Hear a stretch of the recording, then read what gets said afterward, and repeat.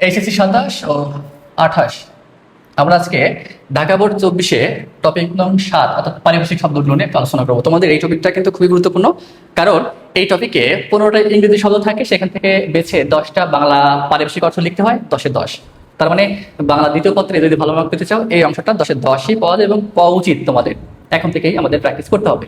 তো দেখো, এই পারিভাষিক শব্দ হচ্ছে যে ইংরেজিতে তারা যা বোঝে সেই কথাগুলো বা তথ্যগুলো যদি আমরা বাংলায় রূপান্তর করি বা বাংলায় যদি অর্থ করি, আমরা যে বুঝি ওটাকে বলা হচ্ছে পারিভাষিক শব্দ। তাহলে বিদেশি যে কোনো শব্দই ওটাকে আমরা বাংলায় যা বুঝি ওটাই হচ্ছে পারিভাষিক শব্দ। তো এখন দেখো যে তোমাদের এই ঢাকা বোর্ড 24-এ যে শব্দগুলো এসেছিল পরীক্ষায়, এখানে দেওয়া আছে যে প্রদত্ত শব্দ আর এই পাশে পারিভাষিক শব্দ।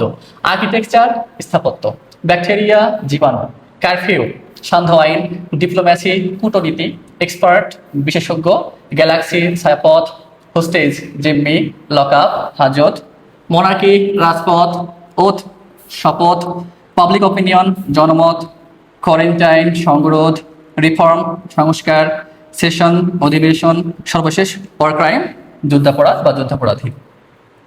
আশা করি বুঝতে পেরেছো।